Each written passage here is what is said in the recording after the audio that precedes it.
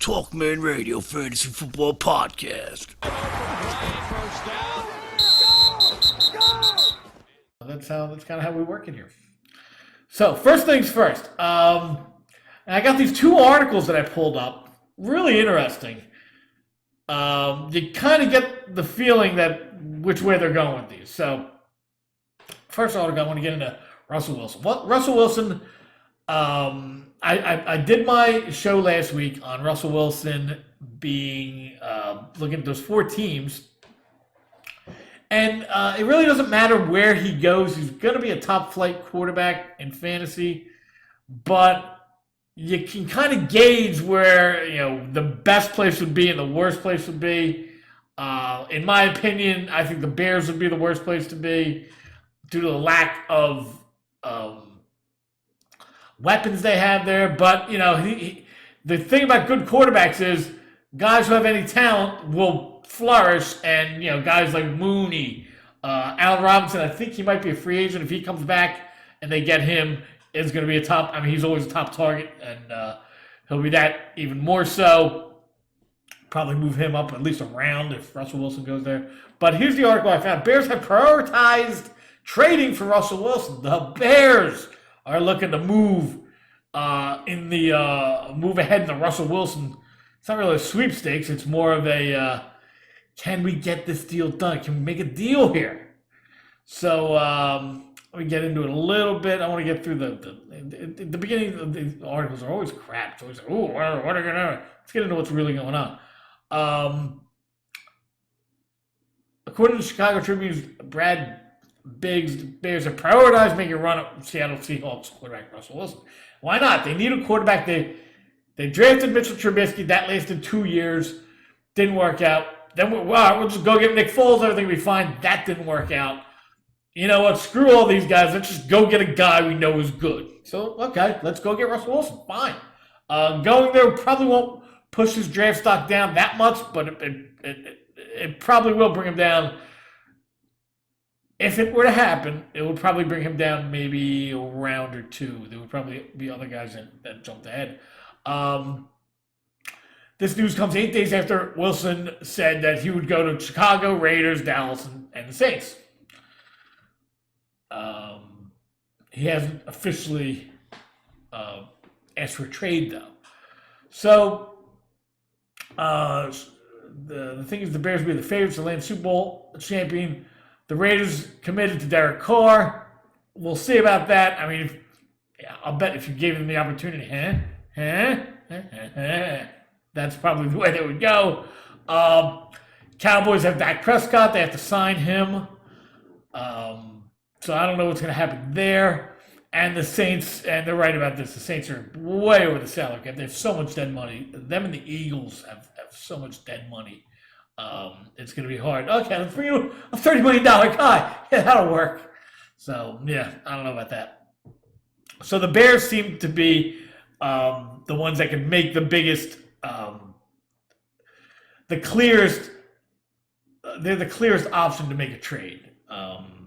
I think that the Raiders might be number two. I'm not so sure the Raiders are committed to Derek Carr.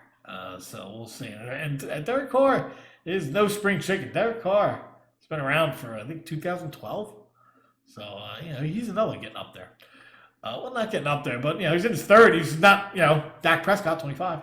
So, despite the reported interest from both Wilson and the Bears, there are still many hurdles to clear. Seattle would need to be willing to deal their franchise quarterback, which, from all the crap I hear, and you don't know how true any of this stuff is. I heard the story about, why don't you protect me? Why don't you shut up and play quarterback better? You want to go, okay, you want to get rid of this guy and then deal with what? You're drafting Russell Wilson, they don't grow on trees. So, like I said, I don't think he's going to go anywhere. I think they're going to do what he wants and make a big effort on helping the offensive line out. You got free agency, you got the draft coming up. They did win 10 games. You want to go back to winning, 4, 5 without Russell Wilson? Nick Foles back there? So, they're not hanging up on teams, blah, blah, blah, blah. Seattle will also need to eat approximately $39 million in dead cap money over 2 years. That doesn't mean the deal can't happen. However, the Philadelphia Eagles are on the hook, like I said, for $33.8 million because of Carson Wentz. The Bears would have to create more salary cap space and absorb Wilson's contract. They'll figure out a way. The eggheads will go back to and figure it out. Don't worry about anybody. Personally, I think you can go out and get almost any team can go out and get almost any guy for almost any contract if you just sit there and do that. They'll figure it out. We'll figure this out. So what are they going to be willing to do? It looks like they want, they're going to have to give up the kitchen sink for this guy. You're going to have to give up 1s, 2s, 3s, 8s, 20s, everything. And some players you probably have to give up just for the cap room. So it's going to be interesting. Like I said last week, this is the place that I would least like to see him go in terms of fantasy because it makes him a little more on the how's he going to do. His fantasy year is a little more murky with throwing to Darryl Mooney and God forbid Allen Robinson walks. You get Darryl Mooney and Anthony Miller and Kyle Kmet, whereas you could be throwing to DK Metcalf and Tyler Lockett. I don't know about that one. Fantasy-wise, this is probably not the place to go. But that's what they're talking about. They seem to be pushing for this Russell Wilson deal to go through. I'm going to stick by it. I don't think he's going anywhere.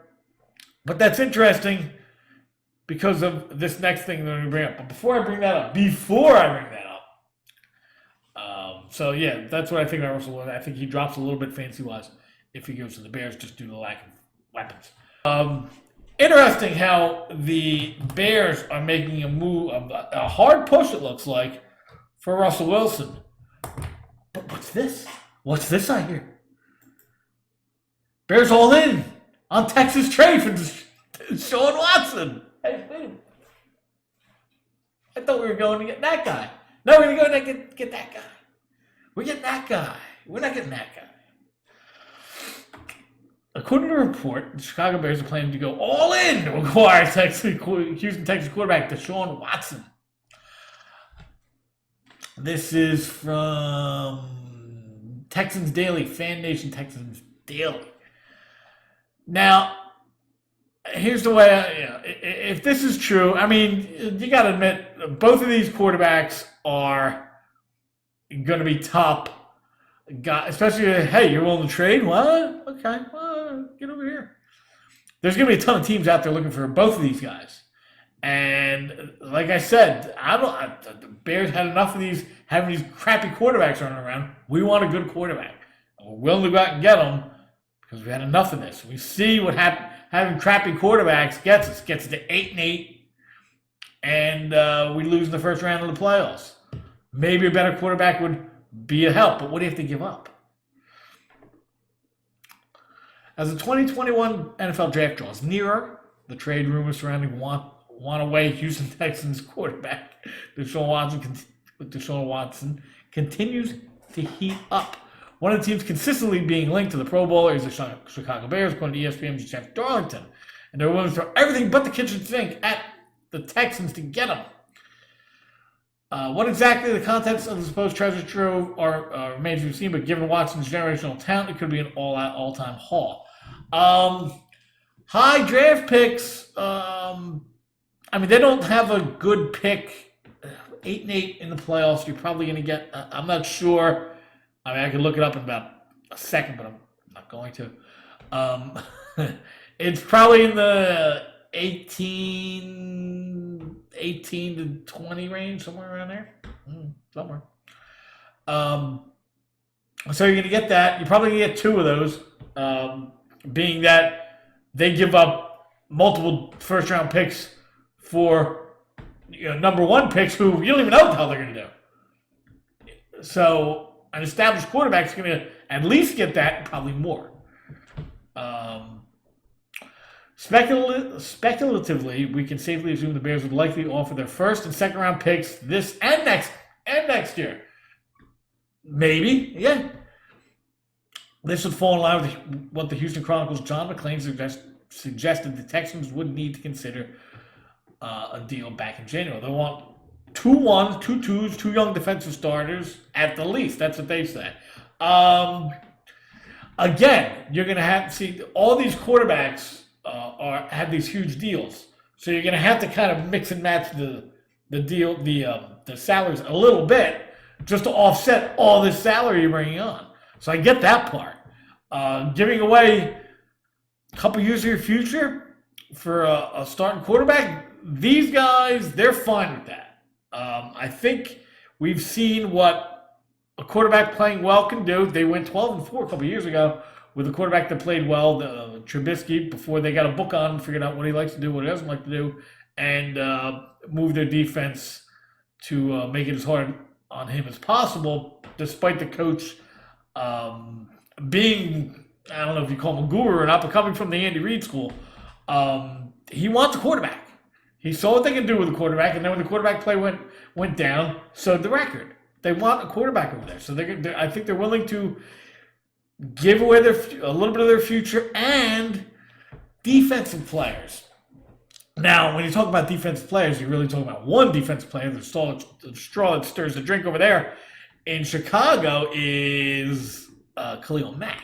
Are you going to give up Khalil Mack? He just signed a gigantic contract, and he's the backbone of that defense. Losing him, what happens to your defense? Okay, you're obviously going to move, transition over to becoming an offensive team rather than a defensive team.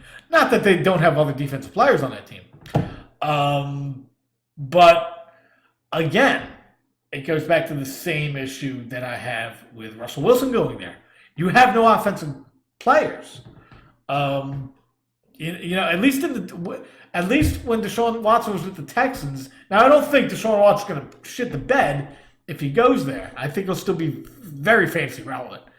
But the players that he had this year, he knew. Well, actually, no. They brought in Randall Cobb and Brandon Cooks. But the player that he had the most rapport with was what the hell was that guy's name? The fast guy. I'm old, I forget names. Will Fuller. When he was on his way to becoming 1,000-yard receiver, double-digit touchdown guy, and then he got hurt. He got picked up a dirty P, I think it was, and then they get on the bench. Watson still played well. He was still fantasy relevant. Shit, week 13, I think it was, or week 14. In the playoffs, he put up like 40 points. I think it was week 15. So even with, now Brandon Cooks doesn't stink. He stunk the year I had him, but last year he was okay. And Randall Cobb did some nice little things. Darren Fells played a little bit over his head. David Johnson did not come in and do what they wanted him to do, but Watson kept his head above water very well, considering all these issues. So obviously he's still going to be fantasy relevant, but you're going to a whole new team. You're going to a new team, new city, new everything. I don't think he's going to fall off the cliff, but I think he's going to another guy can take a little bit of a step down, especially if they don't keep Allen Robinson. He's your best offensive player. You're going to be handing the ball off to David Montgomery. Okay. I see him taking the same kind of step downward draft-wise as I would if Russell Wilson were to go there, probably a round or two. At least that's where I would think would happen. I mean, maybe that doesn't move as much in the Chicago area. But I think everywhere else in the country, he's going to move down a round or two. Just like I said, because of lack of weapons. So that's where I see him going if this were to happen. Now, for this to happen, a lot of moving parts have to come into place. They have to first, like they said, I think, you're going to have to get not only 2 first-round picks. They say 2 2s as well. Maybe, probably. I don't know. I don't know what the I mean the going market for an All-Pro quarterback, a young All-Pro quarterback, is probably pretty steep. So you have to give up a lot, and it's going to change the dynamic of your team. You're gonna have to become an offensive team with no offensive weapons. Granted, you have a really good offensive weapon in your quarterback, but who are you throwing to? You going to throw to guys who catch like this all day? That's not going to help you fantasy wise. You're probably going to get some more open fields, but you'll probably get some more spine because they know this guy's going to have to make plays with his legs, which means more hits maybe. Now this guy, he was injured his first year in the league, but since then he's been solid. He hasn't been hurt. So I'm not labeling him injury prone, but going here, I don't know. I would be very reluctant to bring. There's plenty of other quarterbacks out there to draft that aren't making big moves. So I would be reluctant to draft him. He probably wouldn't be in my targeted list or guys I like list. He would probably just be a normal guy in the rankings. He probably wouldn't have a special color like I like to colorize my guys. So I don't think he's going to move up or down too much in my. He'll probably move down a little bit if he went to the Bears, but I don't think he definitely wouldn't move up that much. Maybe in Chicago and surrounding Chicago area, they would draft him earlier, but I don't think so around the rest of the country. And like I said, the Bears on defense don't. It's not just like they have one guy, Khalil Mack. They're building a good defense there. So it's going to be interesting. If that does happen, I would love to know who they give up and how many picks they give up to get this guy. But it's something to keep your eye on. And it looks like the Bears want a quarterback. They're going to go out and get someone. And if they can't get anybody, I'm very interested to see what they do. Are they going to go do the Mitchell Trubisky thing again? They gave up a bunch of, I forget exactly what. They moved up to get Mitchell Trubisky at number 2. They traded with San Francisco. I think they were picking 10th or something like that. They went up and picked him at number 2. And already he's gone. You gone, cuz. So, I don't know. You want to do that again? If you don't get one of these guys, you're going to do that again? Very interesting to see what the Bears are going to do. I think they're becoming a big topic for conversation in terms of who's going to play freaking quarterback for you. And what do you do with these 18 quarterbacks? Wait, no, 18. You have 2 guys. One on a rookie contract and one on a $25 million contract. And neither one of them are going to play for you probably. And if they do come back, they're going to be looking at you like, what? You're our guy. If you could have grabbed any one of those dudes or drafted a dude, I wouldn't be your guy. So what the shit, dude? Tough, but interesting. Interesting to see what's going to happen over there. So that's my take on the Chicago Bears looking for the top 2 quarterbacks out there that could be on the trade market. Hey, thanks for watching this clip from TalkMan Radio Show Live. And don't forget, you can catch my full show every Friday night, 6 to 7 p.m. Eastern, streaming only on 12 Ounce Sports.